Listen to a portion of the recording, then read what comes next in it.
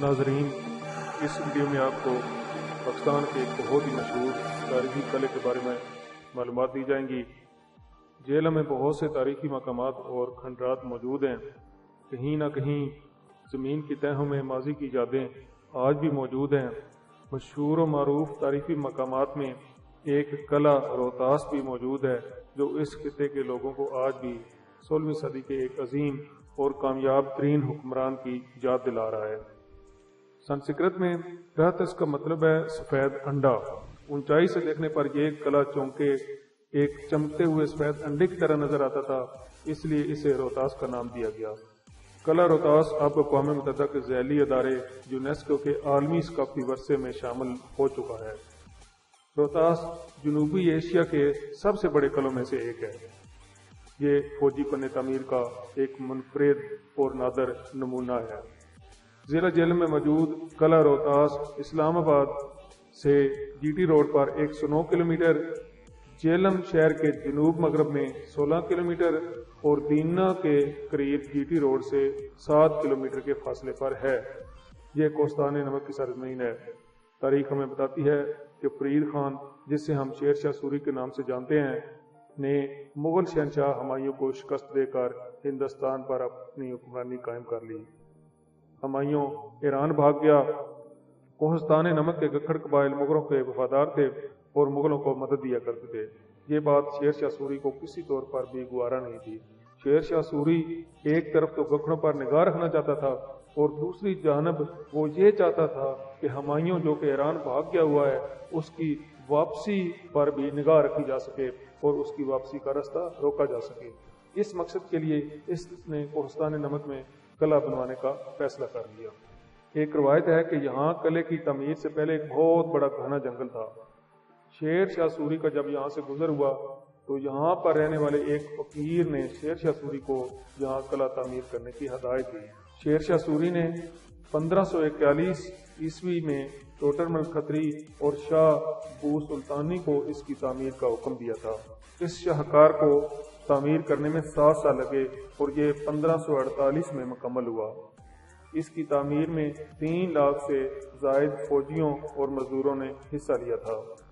یہ بھی کہا جاتا ہے کہ اس قلعے کی تعمیر میں عام مزدوروں کے علاوہ بے شمار بزرگان دین نے بھی اپنی جسمانی اور روحانی قوتوں سمیت حصہ لیا تھا۔ ان روایات کو اس امر سے بھی تقویت ملتی ہے کہ قلعے کے ہر دروازے کے ساتھ کسی نہ کسی بزرگ کا مقبرہ موجود ہے، جبکہ قلعے کے اندر بھی جگہ جگہ پر بزرگوں کے مقابر پھیلے ہوئے ہیں۔ شیر شاہ سوری کی جانب سے قلعے کی تعمیر کا حکم ملنے کے بعد ٹوڈر مل نے اعلان کر دیا کہ ہر مزدور کو فی سلیب فی پتھر 1 سرخ شرفی دی جائے گی۔ گو اس قلعے کی تعمیر پر اٹھنے والے درست اخراجات کا اندازہ نہیں لگایا جا سکتا، تاہم ایک روایت کے مطابق اس پر 34,25,000 روپے خرچ ہوئے۔ واقعات جہانگیری کے مطابق یہ اخراجات ایک پتھر پر کندہ کیے گئے تھے جو ایک زمانے میں قلعہ کے کسی دروازے پر نصب تھا۔ قلعہ کی تعمیر میں 3 لاکھ مزدوروں نے بیک وقت حصہ لیا اور یہ 4 سال 7 ماہ اور 21 دن میں مکمل ہوا۔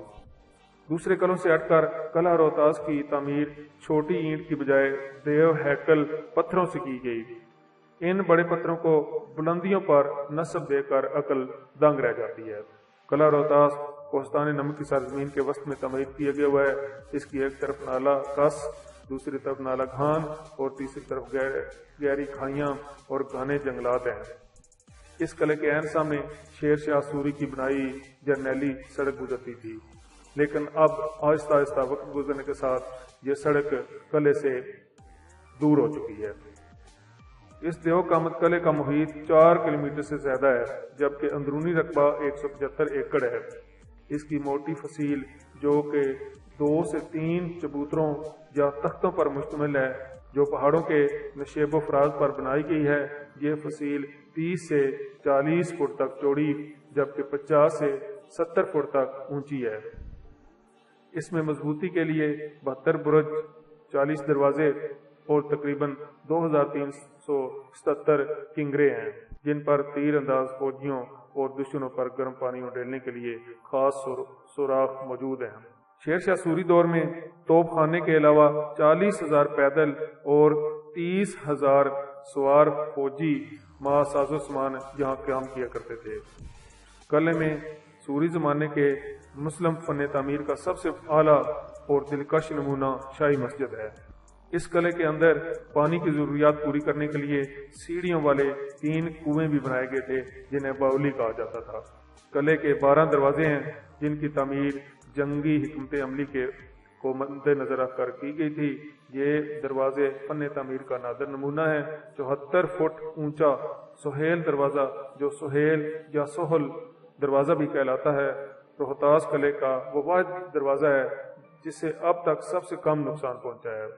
قلعے میں داخلے کی اس جگہ کے اندرونی حصہ میں اس دور کے ایک بزرگ سہیل خان غازی کا مزار بھی ہے اور اسی نسبت سے اسے سہیل دروازہ بھی کہا جاتا ہے۔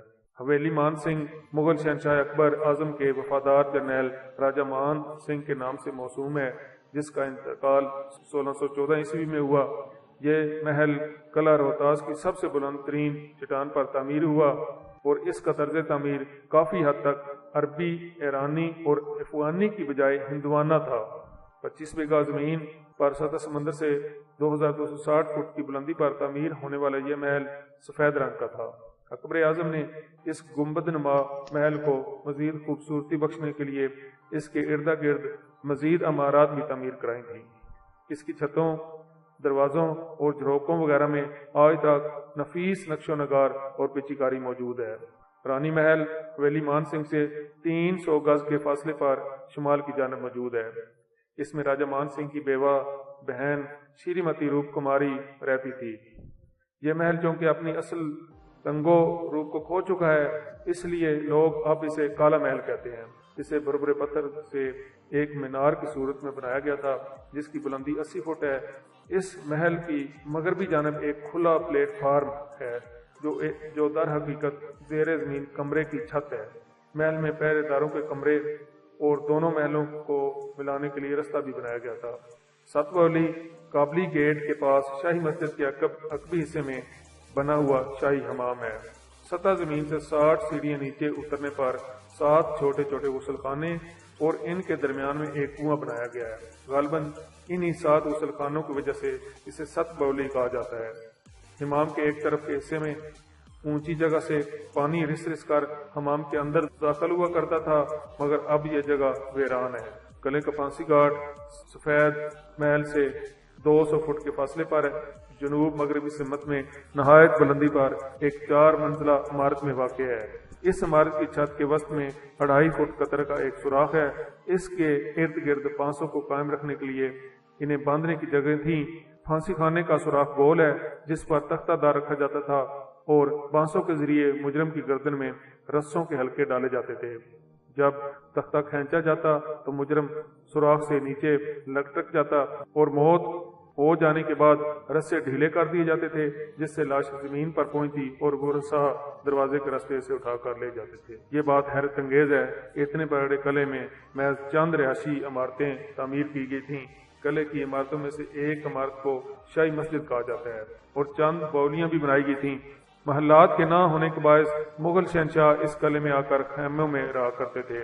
یہ قلعہ صرف دفاعی حکمت عملی کے تحت بنایا گیا تھا، اس لیے شیر شاہ سوری کے بعد بھی برسر اقتدار آنے والوں نے اپنے ٹھہرنے کے لیے یہاں کسی پرتعیش رہائش گاہ کا اہتمام نہیں کیا تھا۔ جب یہ قلعہ کسی حد تک مکمل ہو گیا تو شیر شاہ سوری نے کہا کہ آج میں نے گکھڑوں کی پیٹھ میں چھرا گھونپ دیا ہے، لیکن ایسا کبھی نہ ہوا۔ شیر شاہ سوری 22 مئی 1545 میں بارود پھٹنے کے حادثے میں ہلاک ہو گیا۔ 1555 میں یہ قلعہ ہمایوں کے پاس ہی آ گیا، لیکن مغلوں نے اس قلعے کو زیادہ اہمیت نہ دی۔ اکبر بادشاہ اور جہانگیر اس قلعے میں صرف ایک رات کے لیے ٹھہرے تھے۔ زیادہ تر یہ مقامی گکھڑوں کے زیر قبضہ رہا، جن کو کنٹرول کرنے کے لیے شیر شاہ سوری نے یہ قلعہ بنوایا تھا۔ مغلوں کی کمزور پڑتی سلطنت کے ایام میں نادر شاہ اور احمد شاہ ابدالی بھی اس قلعے میں خیمہ زن رہے۔ 1825 عیسوی میں سکھوں نے اس پر قبضہ کر لیا۔ بعد میں انتظامی مقاصد کے لیے یہ سکھوں کے راجہ رنجیت سنگھ کے زیر استعمال بھی رہا۔ کہا جاتا ہے کہ جب مغل شہنشاہ ہمایوں اس قلعے میں داخل ہوا تو اسے دیکھ کر دنگ رہ گیا تھا۔ اسے اس لیے گرا دینے کا حکم دیا تھا کہ یہ اس کے دشمن کا بنایا ہوا تھا۔ بادشاہ کے معتمد خاص بیرم خان نے بادشاہ کو مشورہ دیا کہ ایسا نہ کیا جائے۔ یہ قلعہ اسلامی ورثہ ہے اور اس پر قوم کا کافی پیسہ خرچ ہوا ہے، اس لیے اسے مسمار نہ کیا جائے۔ ہاں، اپنے حکم کی شان برقرار رکھنے کی خاطر اس کا کچھ حصہ گرا دیا جائے۔ چنانچہ سہل دروازے کے 5 کنگرے گرا دیے گئے جو بعد میں دوبارہ تعمیر کرائے گئے تھے۔ قلعے کی اصل تباہی سکھوں کے ہاتھوں ہوئی جو شاہی عمارات کے اندر سے قیمتی پتھر اکھاڑ کر ساتھ لے گئے۔ مہاراجہ رنجیت سنگھ بھی طویل عرصے یہاں مقیم رہا، تاہم قلعے کے بنیادی ڈھانچے اور عمارتوں کو اس نے کوئی نقصان نہیں پہنچایا۔ شیر شاہ سوری کے بیٹے سلیم شاہ نے قلعے کے باہر کی آبادی کو قلعہ کے اندر منتقل ہونے کی اجازت دے دی تھی۔ اس آبادی کی منتقلی کے بعد جو بستی وجود میں آئی اب اسے روہتاس گاؤں کہتے ہیں۔ سلیم شاہ کا خیال تھا کہ آبادی ہونے کے بعد قلعہ موسمی اثرات اور حوادث زمانہ سے محفوظ رہے گا، لیکن ایسا نہ ہو سکا اور آج یہ قلعہ کھنڈرات کی شکل میں موجود ہے۔ اس وقت چند دروازوں مغل شہنشاہ اکبر کے سسر راجمان سنگھ کے محل اور بڑے پھانسی گھاٹ کے سوا قلعہ کا بیشتر حصہ کھنڈر میں تبدیل ہو چکا ہے۔